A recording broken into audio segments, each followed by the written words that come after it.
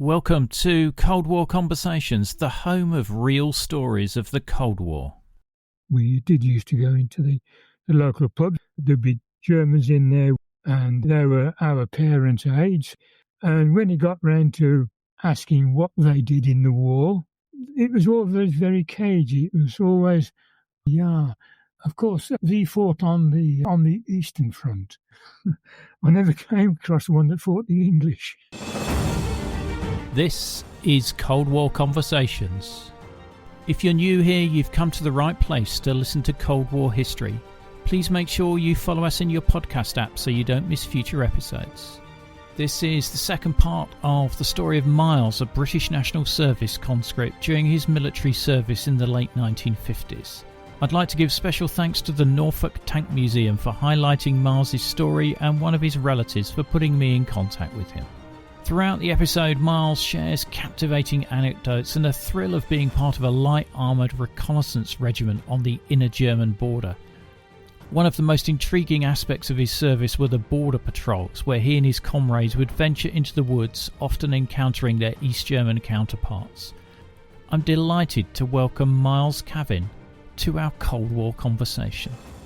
You then get 14 days embarkation leave, and then you're on a troop ship. Had you ever been abroad before then? No. First time ever.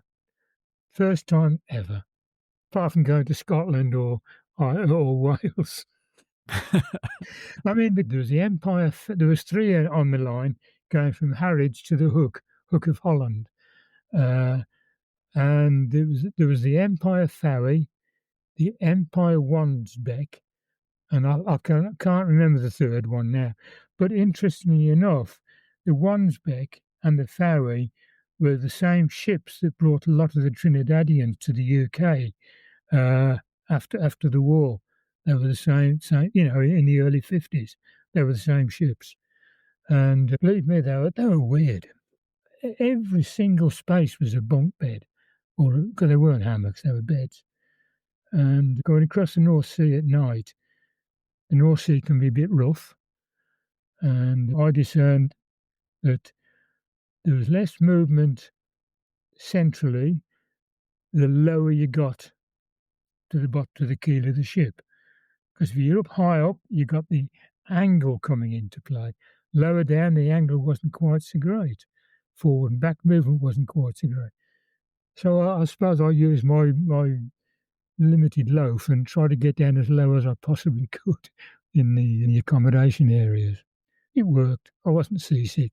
A lot of the lads were. It was awful. And then we had almost a 24-hour road journey then across Holland into Germany, where the regiment was. There was a lot of regimental rivalry even in those days. People wanted what they call a foreign posting rather than a home posting. Home posting, there was no financial incentive, but a foreign posting, you got extra money for being in the Middle East or the Far East or somewhere like that. You got more money. More risks, obviously, as time has proven. But no, we were in Germany. I was in Germany. And what were your first impressions of Germany arriving there? Very, very dark. There was not much in the way of street lighting. Very, very cold because it was early September, October by this time. And rather strange. Austere, yes. And we were in the barracks where I was, an old Wehrmacht barracks. And you could see where the German eagle had been chiselled out of the pediment on the entrance. The hangars where our vehicles were, they were all original. All the rooms were original. And A Squadron, which is one squadron I joined, they had one end of the wing had been badly damaged, so much so that it was used for exercises on recovering battle-injured personnel and so on.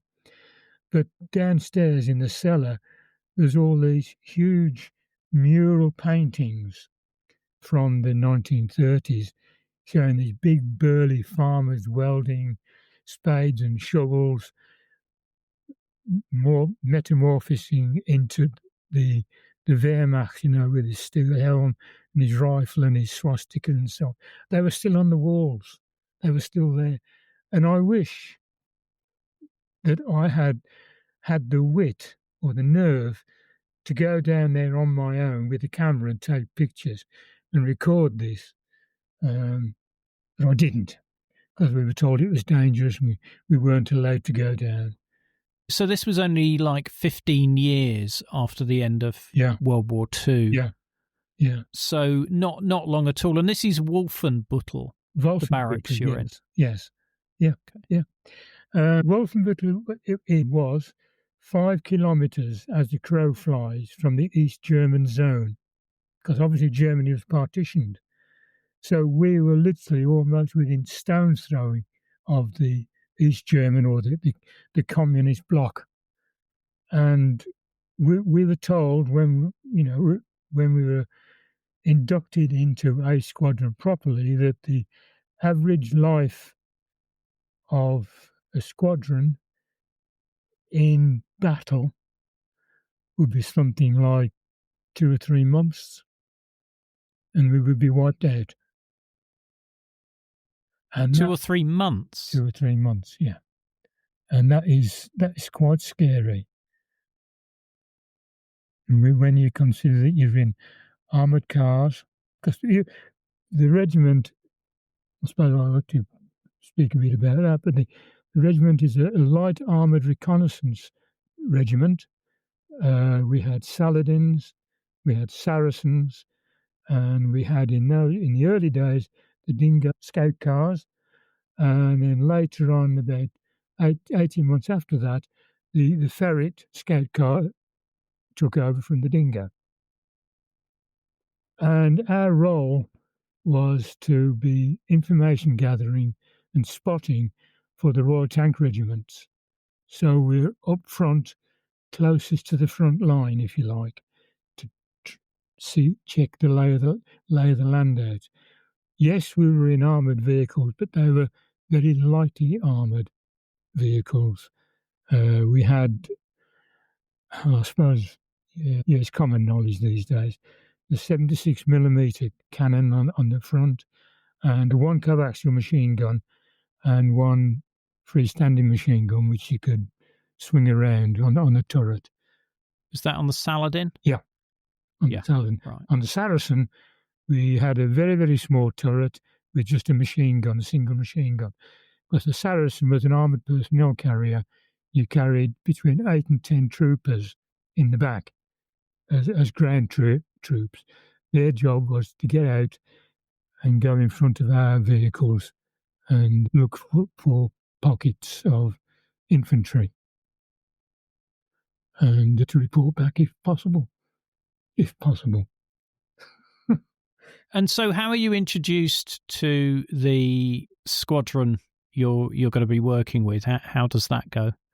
Right, okay. As a 19-year-old national serviceman, never been abroad before, we were allocated squadrons by the RSE depot back in England. So we all had paperwork saying which squadron we were going to. And when we got there, the 3 squadrons were out on exercise. So there was only what we call the headquarters squadron was in place. And we were all given various duties, area cleaning, sweeping up, blah, blah, blah, and so forth and so on. And I was given an area to sweep in front of the NCO's mess and the main cooking canteen. And I was there with a brush, sweeping away there for all I'm worth. And this officer slowly walking towards me, just whistling, waving his stick around in his hand. And I just carried on brushing. And I said, good morning. And I said, morning, sir. And then I just literally, like you see road sweepers do, I just leant on my brush. And he said, you new here? And I said, yes, we got in a couple of days ago. How are you finding it? He said, oh, quite well. And then I thought, this bloke's an officer, and I haven't even thought of saluting, which you are honour bound to do. Salute all officers, no matter what they are and what they're doing. So I thought, well, it's a bit late to do it now, so I just carried on talking to him. Anyway, he said, well, I hope you enjoy life in my regiment. I thought, oh, God, it's the colonel of the regiment I was talking to. Yeah, Lieutenant Colonel Jackie Harmon, he was. Yeah, good lad. So he didn't report me to the authorities. But yeah, Wow. so that was it. So we did a fair bit of that sort of thing, toilet cleaning, area cleaning, till the squadrons came back, and then we were told which troop we were to belong to. And in my case, it was 1st Troop, A Squadron. A Squadron made up of 5 troops. A Squadron was one of the 3 Sabre Squadrons. Sabre Squadron being a harken back to the days of cavalry, which were fighting squadrons rather than headquarter squadrons. So the elite of the regiment again. And A Squadron was the best because I was in it. Of course. Yeah. And yeah. With most armoured fighting vehicles, you've sort of got to be trained in some of the other roles in case somebody gets wounded. That's right. So were you trained in driving and gunnery and stuff like that? I was, yeah. I mean, let me just go back to the wirelesses. The first time I got into an armoured car, I thought, oh, I'm a good operator. I know how to net in and all the rest of it. So I sat down and looked at the wireless and I thought, what the devil is this? It wasn't a number 19 set. It was the whatever the latest thing was. I don't know what the number is even to this day. It was entirely different. It was small. It was neat. It was concise. So I got someone to show me the rough ropes. The troop sergeant showed me the basic controls. Yeah, I said, you learn on the job. Learn on the job. Oh, I spent 3 months learning on obsolete equipment. Anyway, so I became an operator in an armoured car. And I mean, normal day-to-day work, it was cleaning the car, checking the oil, checking things, making sure the batteries were topped up right, and taking part in various wireless net exercises, usual run-of-the-mill stuff. And then he said that they wanted us to multitask, as you quite rightly point out. So I was sent away on a vehicle driver's course, on AFV course. So, this is going to be good. I'm going to get to drive one of these things. Now, I'm sure you've seen a Saladin. It's a 6-wheel job, armoured car. If not, I'll send you some pictures.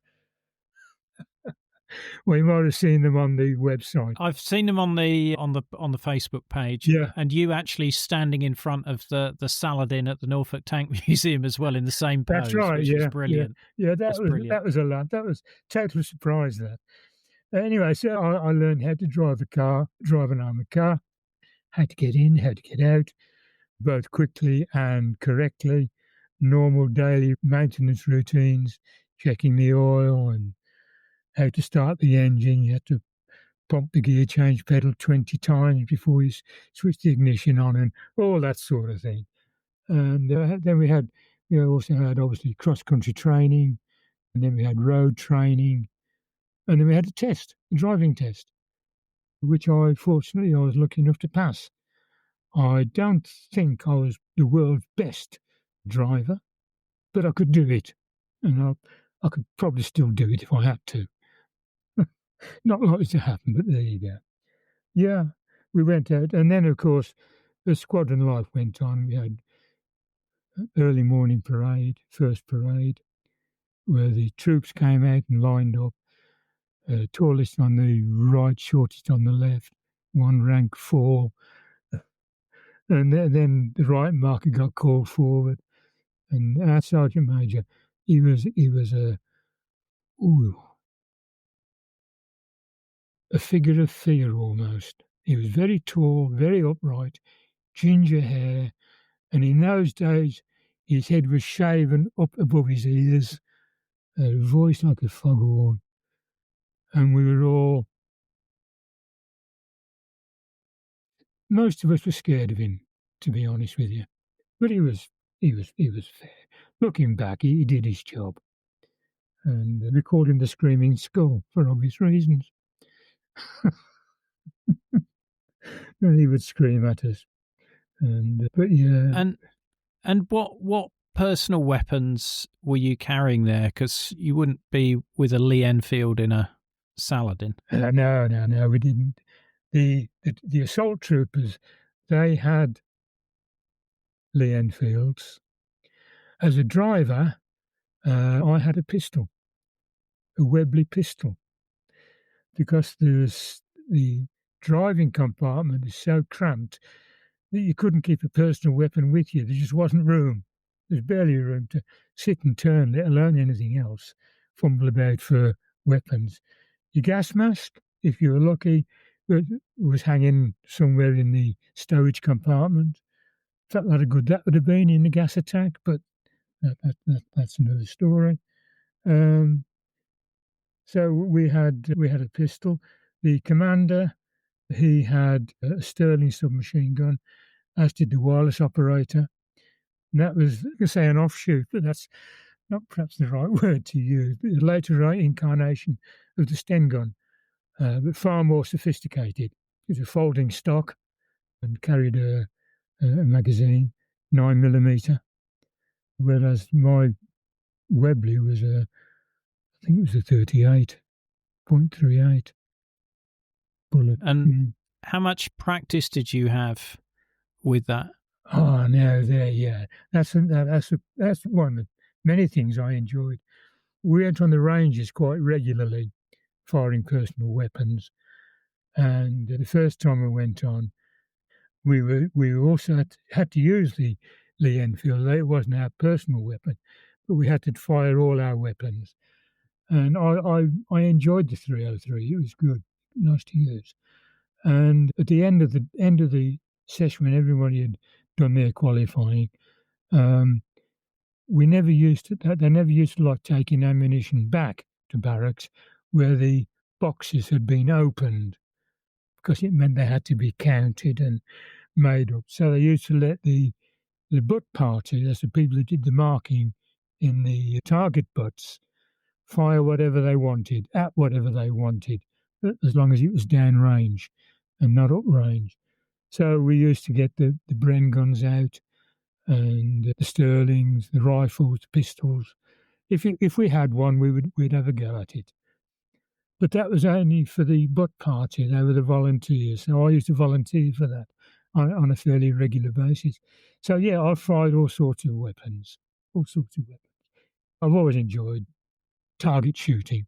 Yeah. Miles, what sort of a shot were you? Any good? I was quite good.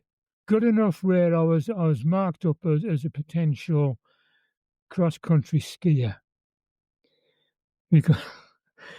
Because we also had skiing in the winter months in the Harz Mountains.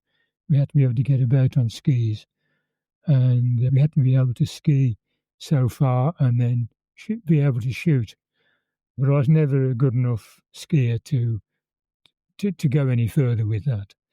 But I did enjoy the shooting part of it. They offered me the opportunity of becoming a gunner as well. But by this time, I wanted to get back home because I've been in Germany for the best part of 18 months, something like that. And I thought, well, I wanted to get home, see the old place, see my mum and dad. Can I ask you a little bit more about the Queen's Dragoon Guards? So in the Saladin, when that 76mm fires, is the recoil quite strong in there? Yeah, does it actually shake the vehicle? Oh, it does. Yes, it rears the vehicle up on its axles. I mean, it's on wheels. It's on the thing weighs 12 ton. The vehicle. It makes quite a loud crack. A bit smelly. Yeah, and I mean, I was just thinking about ear defenders and things like that. We didn't have them, but we all had ear headpieces on. Earphones, so that the commander could talk to us. The wireless operator could talk to us. We could talk to the driver, and so on. So there was in-vehicle communication system going. So we all had what we call headsets on, which killed some of it, some of the noise. They're quite, when you have to bomb a vehicle up, or put the weapons, the armor and so forth in, they're quite heavy, hurling these shells around up. There's not much room for personal gears, all strapped on the outside. Your large pack and your small pack, it's stuffed in corners, strapped on the outside. Your bedding roll is definitely on the outside, come rain or shine. Yeah, there's an art in living in there. And we used to have a brew up, and they used the old desert way of doing it. If we hadn't got to the tilly, what do they call them, the camping stove type things, you'd boil the water, open a tin of tea, chuck 3 or 4 spoonfuls in, let it boil a bit, tap it to knock the tea leaves around, then just dip your Dixie in or your mug in, add water and milk, and that was your tea. And that was normally the job of the wireless operator. Or any odd bod that happened to be about. Yeah. Probably one of the most important jobs you had there, making sure the tea was ready, I think. Yeah. Now, you said that you were 5 kilometres from the East German border, so you must have been doing quite regular border patrols. Yes, we did. The regiment had to send a squadron out on a very, very regular basis. Normally came round to a regiment every 2 or 3 months to send one of their squadrons out.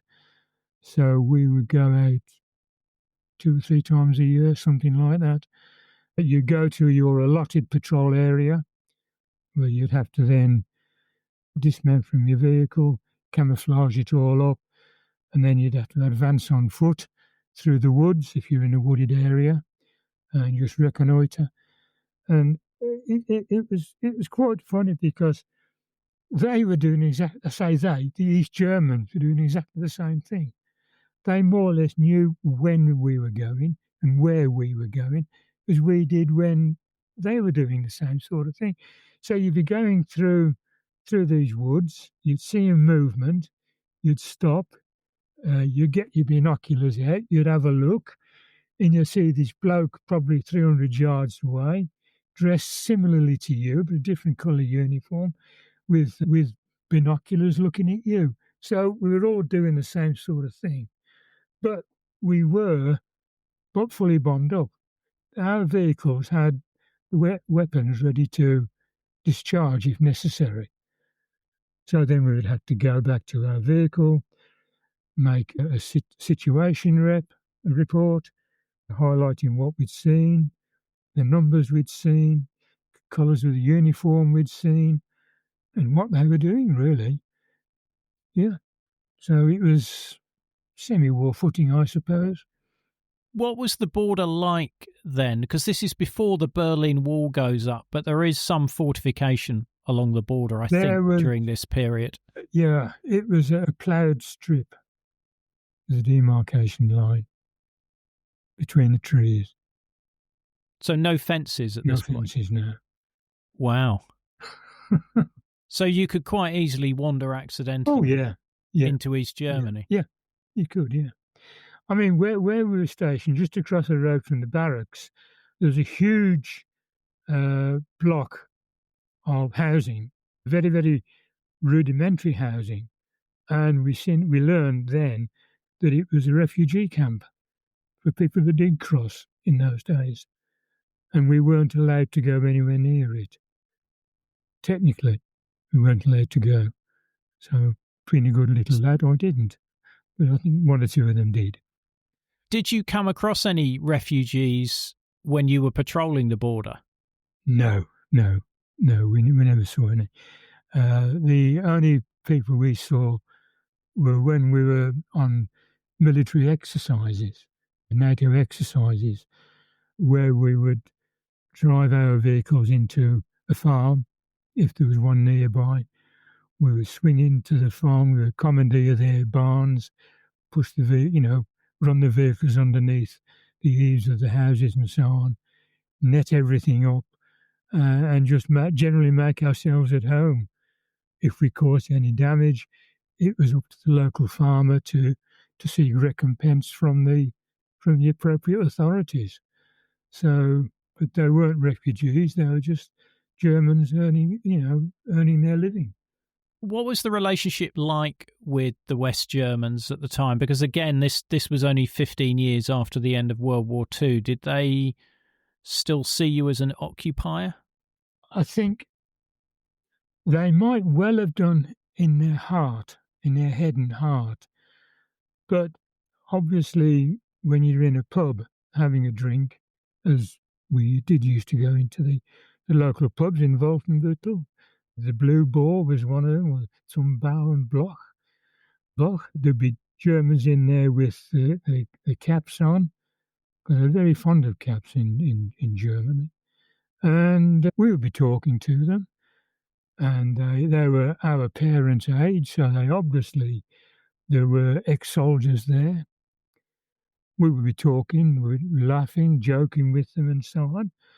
And when it got round to asking what they did in the war, like, what did your dad do in the war sort of thing, it was always very cagey. It was always, oh, yeah, of course, we fought on the Eastern Front. I never came across one that fought the English. Yeah. Oh, I'm sure it's the same the world over, though, Yeah. And I imagine you also had like emergency crash outs to simulate, the Red Army pouring over the border. Yes, we did. We had 2 hours to clear the camp entirely. We had to get the vehicles up and running. They had to be fully petrol oiled and watered. Had to have all the weapons stowed up. That's the machine guns, personal weapons. And we used to have ammunition on board. And we were given 2 hours to clear the camp out and get to our area of patrol, our designated patrol area. One of the most frustrating parts of that exercise was getting the secondary weapons for the armoured cars, because obviously they were all half-inch machine guns, and each Saladin had 2. The APCs had 1. The armed personnel, the Saracens, had 1, and of the ferrets and the dingoes, they had 1 apiece as well. So the gunners from the various vehicles had to form an orderly queue outside the arms store. The arms storeman had to check the driver's name and number into a register. Then he had to go and find the appropriate weapon that was allocated to that driver's vehicle, get it from the racks, and almost religiously, ceremoniously hand it over. And it used to seem to take for hours. It probably didn't. But when you're at the back of the queue and there's about 10 or 15 guys in front of you, and you know that you want to get out of camp quickly, it was frustrating. But the armourer, the weapons armourer, had to do his job. He had to have it. Everything had to be listed and signed for. So that was frustrating. But once you got that, you just fled. Then you just went back and you went out in convoy fashion, 4 mile an hour maximum speed. Right. I guess, being 5 kilometres from the East German border, that does seem like rather a slow process to get you, ready. It does, yes. And was your patrol position nearby, or was it some distance away, your patrol area? I have no idea how far we travelled. I was coupled down inside the armoured car, listening to the wireless. We could have been going to Timbuktu as far as I was concerned. I was just doing my job. I was netted in, listening to the network, listening to any commands coming through that would apply to my vehicle or our vehicle. I was a bit clueless in that respect. I was just what I didn't need to know. Were you given any instructions around if you became a prisoner of war or anything like that as part of your training? No, none whatsoever. Never mentioned, never entered our minds. I suppose we felt that we were invincible inside an armoured vehicle. therefore we couldn't be taken prisoner. The fact that the armoured car could be blown from here to Kingdom Come didn't have any bearings on me, wouldn't have cared one way or the other. So, no, we didn't have any direct evasion training or anything like that. We just never entered our sphere of concerns, strange as it may seem. I remember we were on one exercise, NATO exercise, and we were in our position. We were dismounted. We'd gone forward, and some tanks came, some from the opposing enemy tanks, started coming towards us. And I never felt so vulnerable in all my life then. I thought, well, they can't see me. They're not going to shoot me with a cannon. But I felt really vulnerable. And coincidentally, I had exactly the same feeling when I was inside the armoured car and we had opposing troops dotted around the hillsides in front of us. I thought, well, they can see me. They don't know, I don't know how many of them there are out there. But these were enemy troops, but they were, friendly forces playing the part of the enemy. But it was sobering. It was a very sobering thought. And thank God it wasn't for real. Because in reality, if the Red Army had come over the border, your survival time, particularly as you being up front and being a reconnaissance troop, would have been, I don't know, minutes, hours? Hours, yeah. Yeah. We were told that. We could expect life expectancy in a squadron troop, as an individual troop, could be 3 weeks, if you're lucky. I mean, that seems a lot longer than I would expect with your proximity to the border. Yeah. But I mean... I don't know whether that was they told you that to try and boost your morale or not. I don't know. Try to make us aware that things happen, can happen, could happen. But we were given the opportunity of travelling to Berlin for a long weekend, and we had to go by train. So it was regimental transport to Hanover, and then we got on the train, and we were told under no circumstances when leaving the Western zone and, the border zone, were we to open the curtains of the carriages or try to take any photographs of the Eastern zone, almost under pain of death. They said because you could provoke an incident, you weren't to do it. But yeah, okay, fine. So we were in the train, and we were I was getting a bit bored. Now, I'd always had a camera with me. I had a small 35mm camera, and we'd stopped in a station somewhere after we'd left our proper zone. We were in East Germany, across the border, and I just tweaked the curtain up a little bit, and we were opposite in a station, and on the opposite track, 2 or 3 tracks across, there was a goods train in there, and there was tanks on it, Russian tanks. And I don't ask me why I did, but I did. I took a picture. I just put the camera under the curtain, trusted luck, because not in those days, none of it was autofocus. It was, a film camera. And I took, I think it was three exposures, hoping that the exposure was right. Anyway, got them back, and I went into the regimental darkroom and developed the film. Got some nice pictures of these tanks on the carriages. I mean, I thought no more about it. Oh, that's interesting. I thought no more about it. And then I showed it to 1 or 2 of the lads, and they said, oh, those are T-34s. I mean, T-34 to me was a letter and 2 numbers. And anyway, somehow he got back to the squadron leader about these photos, and he sent for me, and he says, Caven, sit down. So, that's rare, sitting down. And he said, "You've got some photographs. I'd like you to share them with me, please." So I said, "Yeah, okay, I'll go and get them." So he said, "Have you got the negatives as well?"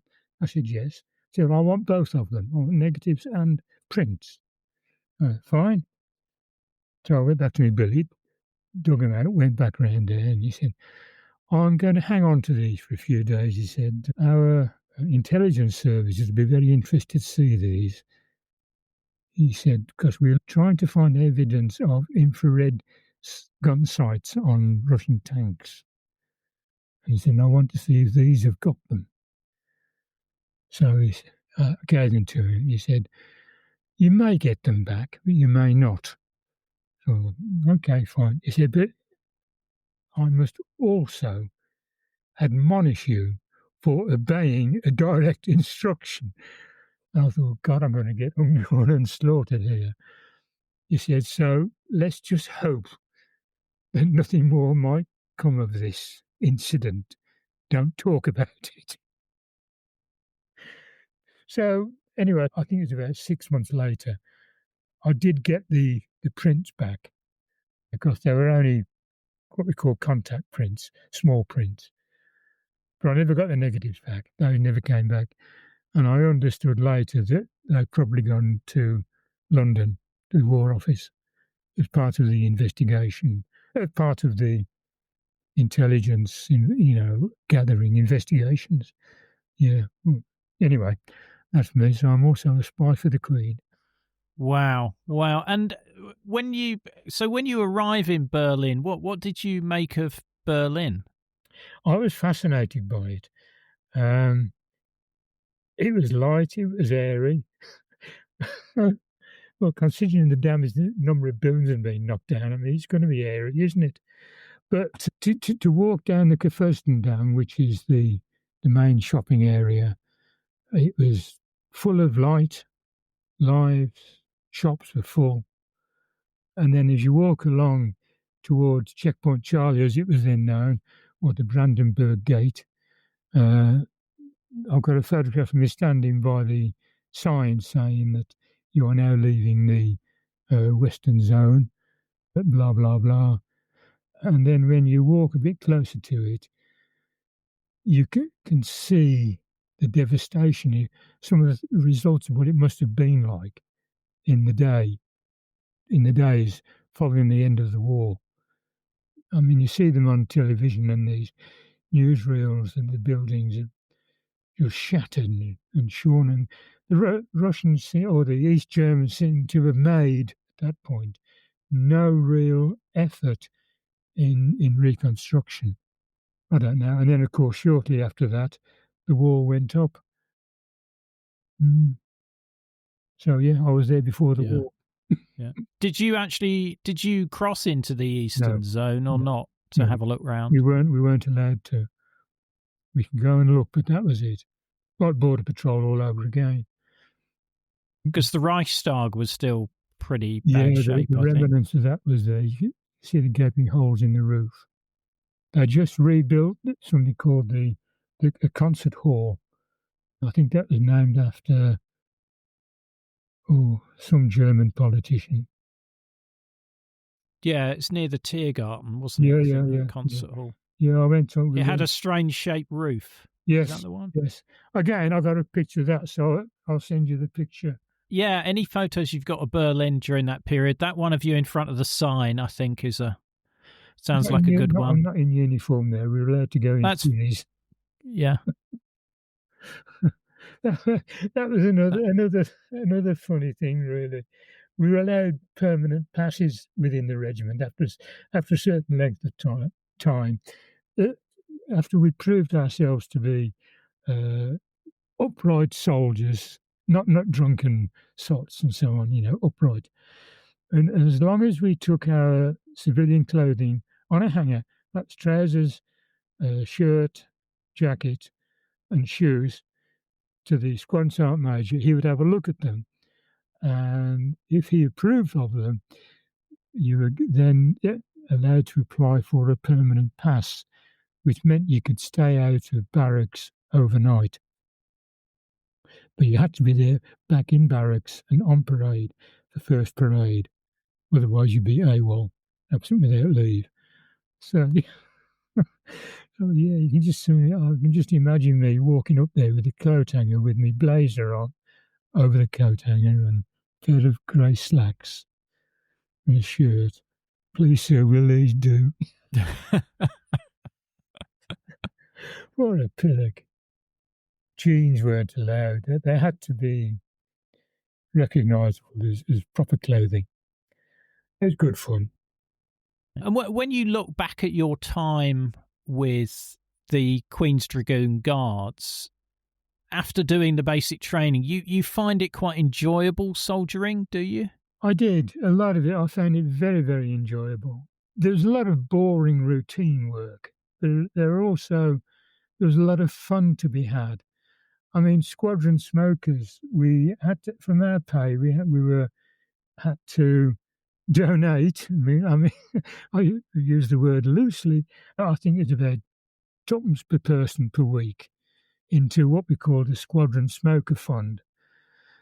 And about every 18 months, we would have a blowout, a squadron blowout, where all the troops from your squadron, in my case, A squadron, there was 5 troops plus SHQ troop, plus any attached personnel. And we would use one of the old upstairs unused areas as a bar. We would get the regimental band would send a small band up there to play for us. The beer would be flowing joyously. You could drink what you want, how much you wanted, when you wanted, and you could just generally get yourself absolutely stocious because that's what you wanted to do. And I'm ashamed to say I did. I thoroughly enjoyed that smoker, and I staggered back to my billet, which was downstairs in a long corridor with individual billets, 2 or 3 or 4 bedroom billets either side of the corridor. And when I woke up the following morning, I had bruises on my left and right shoulder where I bounced between the 2 walls, finding my way back to my billet. So yeah, I did. I got rotten drunk. I mean, it was an offence to render yourself incapable.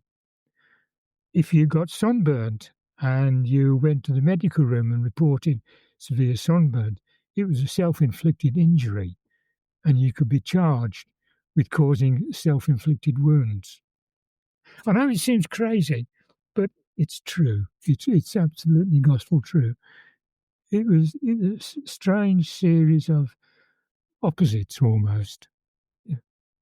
Did you think about returning to the army or staying in the army as a career? I did. Did you consider that? Yeah, I did for a time. I did consider. I was asked several times by the squadron leader if I'd like to stay in the army, but I was keen to get back home, earn a bit of money.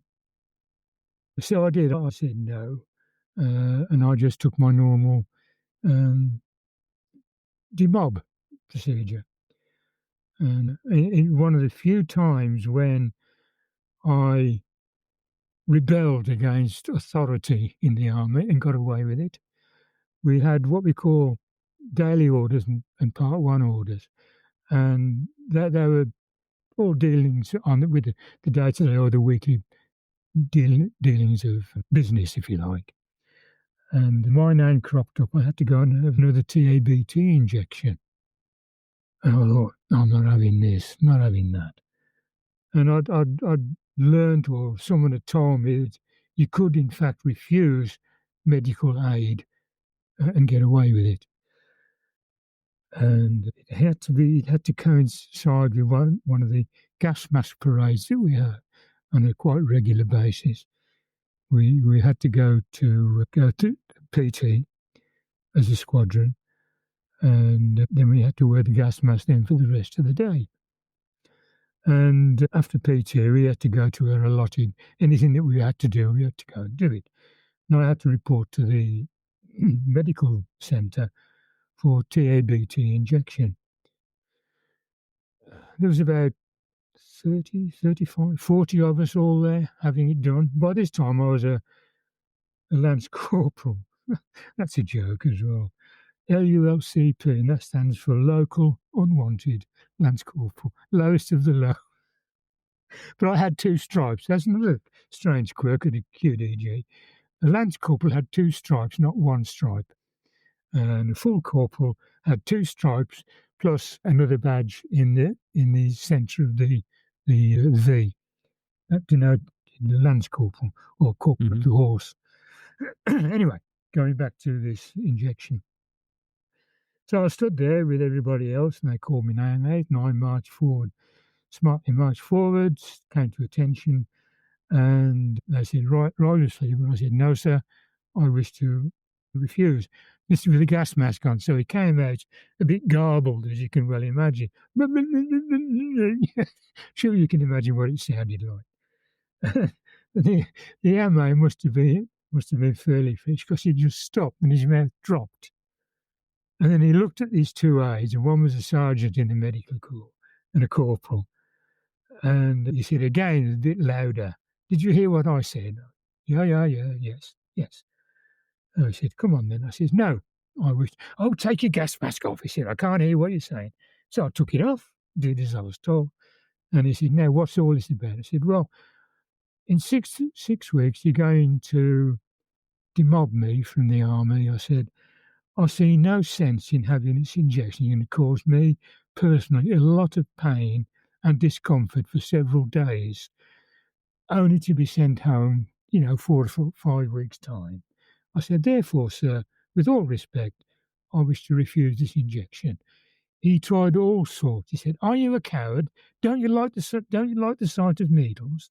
So I said, I've had needles in the past. I'll no doubt have them again, but I don't want this injection. Oh, stand over there, he said. So I made me stand over there and watch every other person have this injection. Now, he said, are you going to have your injection? I said, no. I said, get out. So I that was my... Your mutiny. You succeeded in your mutiny. Yeah, it's the only thing I ever succeeded in. Were there anybody who'd served in World War II or Korea in your unit? Certainly World War II. Korea, I'm not certain about. And normally there were corporals, but you could tell they had this looking at you've heard of the phrase 1,000-yard stare. Yeah. They had that look about them. And they were all older. I mean, they were all in the late 40s. I mean, you get kicked out the army at 45, I think. So yeah, there were quite a few there. And one of the regiments that made the QDG up, the King's Dragoon Guards, had just returned from Malaya prior to the amalgamation. So that was an active campaign. And there was a lot of younger soldiers there that had seen active service out in Malaya. And yes, they used to tell us the tales. Whether they were true or romances, I don't know. I've no idea. But they would tell a tale. But the older ones, they told tales very carefully. They considered what they were saying rather than just blurt it out. I don't think they particularly enjoyed the experience. I remember my father telling me that when he was discharged in 1948, they'd still got him on the reserves or the Z Reserve or something like that. So what happens to you when you're discharged? Right. When I was discharged, when I got home, a fairly hefty letter arrived in the post, and in it was a statement that I had done 2 years with the colours, serving the colours. For the next 3.5 years, I would be on the Army Emergency Reserve. And after the 3.5 years, I would be on the General Reserve until I reached the age of 45. Included in that was a 10-shilling postal order and a travel warrant, which had to be returned to RAC headquarters, London, if not used within the 3.5 years. So, yes, I was on the emergency reserve and then the general reserve for that length of time. And I dutifully, when I moved house, I was duty bound to advise them of my new address, which I did religiously. Probably one of the few that did, but anyway, that was it. I played my part. I thought the Queen wants me. So what age are you when you get discharged? Well, you do 2 years, so I mean it's 2 years to the day you went in, basically. So I would be going on 22. Wow. And then you're still on the hook until you're 45, potentially. Yeah. I mean, I served with some scoundrels. I served with some really, really nice guys. Most of the officers were very, very pleasant. Some of them are full of themselves, they're full of edge, full of their own importance. And yeah, I mean, I didn't go to university, but I consider that my army life was a university degree. It was a degree in life. And I've learned so much about self-reliance, far more confidence, personal confidence. I can still polish shoes to a very high degree, high standard. In fact, my father had to go to quite an important meeting not long after I came out. And he said, would I polish his shoes like I did my army boots? So he said this almost hesitantly. I said, yeah, of course I will. So it took me a couple of hours, but I mean, they looked like they were ordinary black shoes, not brogues, plain, simple Oxford shoes. And he said they looked like dancing pumps when I finished. Brilliant. It was. I still own my own shirts. How was your fitness levels? Were they as good as after your basic training? Oh, they were brilliant. One of the funny things was when you first set your belt up, the webbing belt, you slide both ends through 2 loops, and then the loop and the hook goes together, right? And you have to have these loops equidistant apart. If there's three on one side, it's got to be 3 on the other side, or 5, or 6, or however many it takes. And over the 6 weeks, those loops get closer and closer and closer. You don't realise it. And when I went back, the first time I went back after my basic training, I was going across Moore Street station, and there's a huge mirror on one of the pillars. I think it was there for military, because a lot of military personnel used to go back from Birmingham. And I saw this soldier walking towards me, slim, tall, quite smartly dressed. And it suddenly dawned on me, I was looking at myself in a mirror. And it was a moment of almost shock, because you never see yourself as others see you, if that makes sense, unless you look in the mirror. But this was full length. My boots were on, my gaiters were the right way round, my webbing was tight, the uniform jacket had no undue creases in it or anything like that. It was weird. So yes, I did feel very good with my body at that time.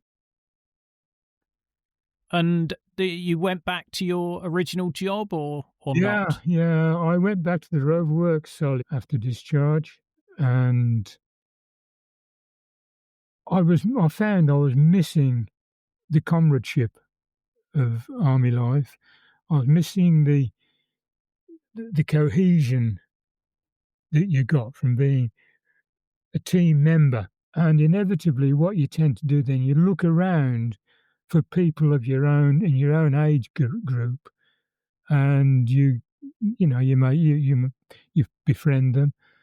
An ideal place in Rover Works for people, because I mean it's very mass produced.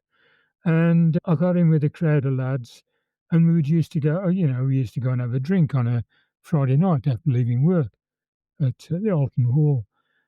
And then it started every evening we would start having a drink.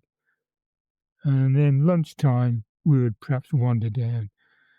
And it got to the stage where I was looking forward to finishing work to go and have a drink. And it suddenly dawned on me that this wasn't right. I shouldn't be drinking as much as this. There was more to life than drinking. And I quickly realised that what I was doing, I was looking for my mates in the army. So I thought, shall I go back?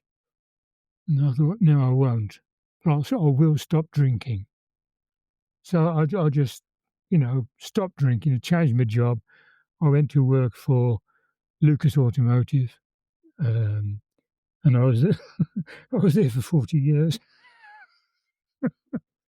Lucas. So yeah, but I nearly did go back because I was so fed up with the Rover Works, the boredom. Guy and I used to work together. He was under the bonnet and I was in the shell of the car, and we had certain tasks to do together as a team. And because we got so bored, we used to deliberately get behind from our station, and then we would race to catch up and get everything back to the station. And some days we would both switch hands. Because we were both right-handed, we would both work all day left-handed, just to change the routine, just to change your thinking and your thought processes. And we became ambidextrous, if you like. But it's the sort of thing that you do in repetitive industry like that. And that's when I nearly joined up again. But as I said, I ditched the Rover Works, went to work for Lucas Electrical and stayed there. Wow, 40 years. That's incredible. Miles, I'm extremely grateful for the time you've given me today. You've done extremely well. We've been talking for almost 2 hours now. Yeah. I just hope that I've given you something that you can use. You absolutely have, Miles. This is really great stuff that you've given me. Some great detail, some great stories that sort of bring it to life. I'm really appreciative. The episode extras, such as videos, photos and other content, are available via a link in the episode information. The podcast wouldn't exist without the generous efforts of our financial supporters, and I'd like to thank one and all of them for keeping the podcast on the road. The Cold War conversation continues in our Facebook discussion group. Just search for Cold War Conversations in Facebook. Thanks very much for listening, and look forward to seeing you next week.